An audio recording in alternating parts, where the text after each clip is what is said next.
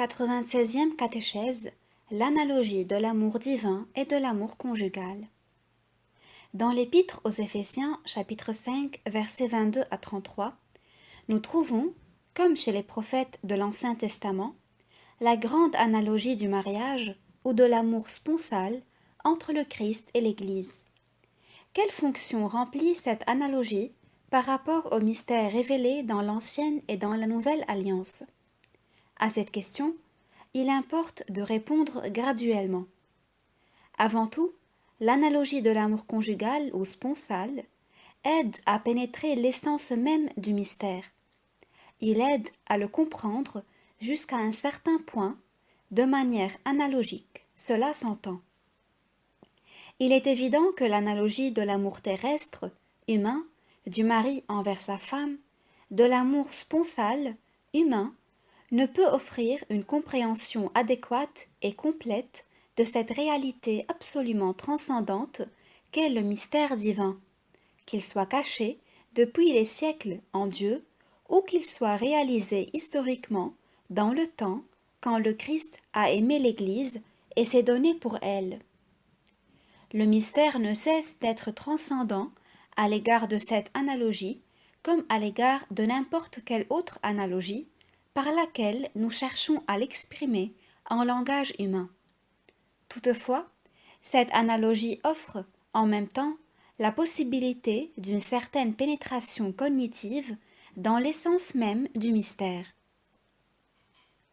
L'analogie de l'amour sponsal nous permet de comprendre, d'une certaine manière, le mystère qui, depuis des siècles, est caché en Dieu et qui a été réalisé dans le temps par le Christ comme l'amour qui est le propre du don de soi, total et irrévocable, que Dieu a fait à l'homme dans le Christ. Il s'agit de l'homme dans sa dimension personnelle et en même temps communautaire. Sa dimension communautaire est exprimée dans le livre d'Isaïe et chez les prophètes comme Israël, dans l'Épître aux Éphésiens comme Église. On peut dire peuple de Dieu de l'Alliance et de la Nouvelle Alliance.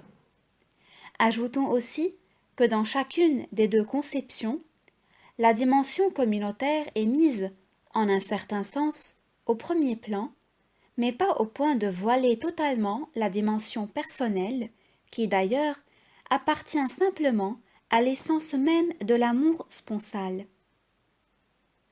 Dans les deux cas, il s'agit plutôt d'une significative réduction de la communauté à la personne.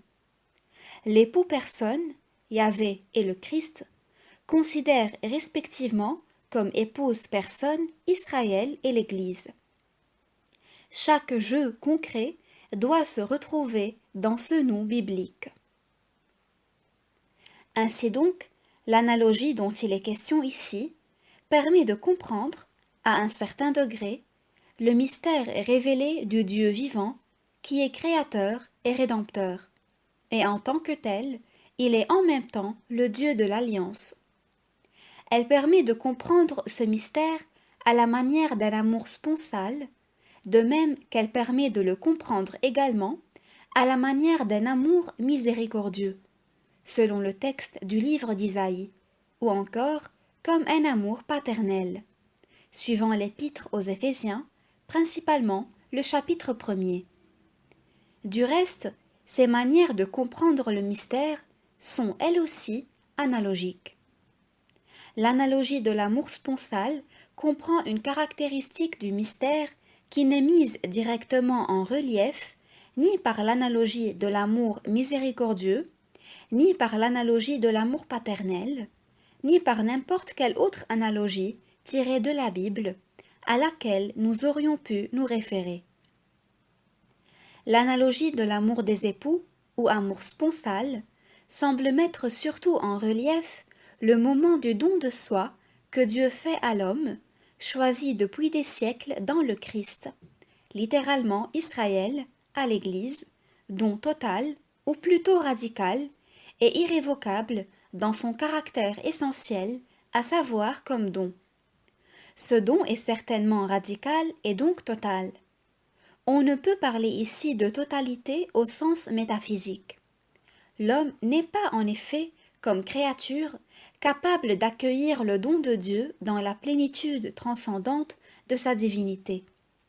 Un tel don total, non créé, Dieu lui-même ne le partage que dans la communion trinitaire des personnes. En revanche, le don de soi que Dieu fait à l'homme, dont parle l'analogie de l'amour, ne peut avoir que la seule forme de la participation à la nature divine, comme la théologie l'a précisé avec la plus grande clarté. Néanmoins, suivant cette mesure, le don que Dieu a fait à l'homme dans le Christ est un don total, à savoir radical, comme l'indique précisément l'analogie de l'amour sponsal. Il est, en un certain sens, tout ce que Dieu a pu donner de lui-même à l'homme, si on considère les facultés limitées de l'homme-créature. De cette manière, l'analogie de l'amour sponsal indique le caractère radical de la grâce, de tout l'ordre de la grâce créée grande. Il semble que l'on puisse dire tout cela en ce qui concerne la première fonction de notre grande analogie, qui, des écrits des prophètes de l'Ancien Testament, est passée à l'Épître aux Éphésiens, où, comme on a déjà noté, elle a subi une significative transformation.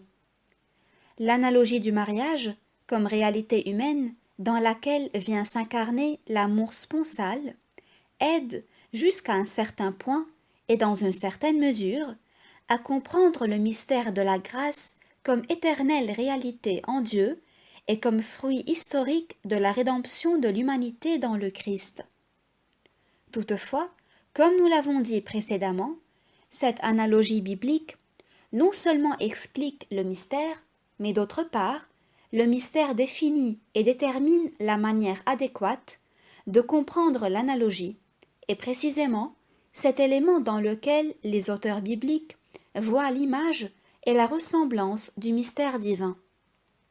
Ainsi donc, la comparaison du mariage au rapport Yahvé-Israël dans l'Ancienne Alliance et Christ-Église dans la Nouvelle Alliance décide en même temps de la manière dont il faut comprendre le mariage et détermine cette manière. C'est la deuxième fonction de notre grande analogie.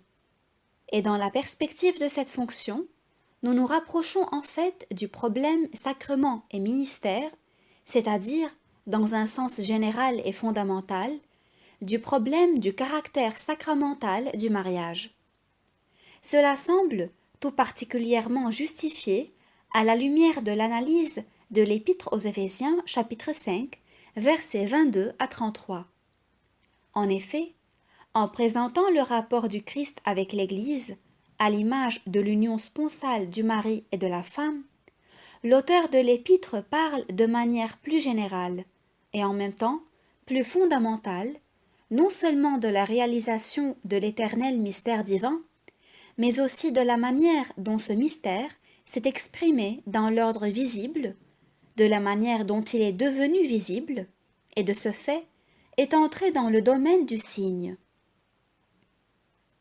Par le terme signe, nous entendons ici simplement la visibilité de l'invisible. Le mystère caché en Dieu depuis des siècles, ou invisible, est devenu visible avant tout dans l'événement historique même du Christ.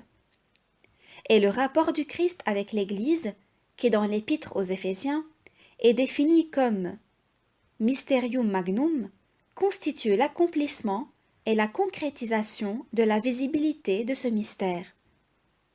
Du reste, le fait que l'auteur de l'Épître aux Éphésiens compare l'indissoluble rapport du Christ avec l'Église au rapport du mari et de la femme, c'est-à-dire au mariage, faisant en même temps référence aux paroles de Genèse 2, verset 24, qui, avec l'acte créateur de Dieu, institue originairement le mariage, ramène notre réflexion à ce qui a été déjà précédemment présenté dans le contexte du mystère même de la création comme visibilité de l'invisible. Il la ramène à l'origine même de l'histoire théologique de l'homme. On peut dire que le signe visible du mariage, dès son commencement, en tant que lié au signe visible du Christ et de l'Église au sommet de l'économie salvifique de Dieu, transpose l'éternel plan d'amour dans la dimension historique et en fait le fondement de tout l'ordre sacramental. C'est le mérite particulier de l'auteur de l'Épître aux Éphésiens d'avoir rapproché ces deux signes, faisant d'eux le grand signe unique, c'est-à-dire un grand sacrement,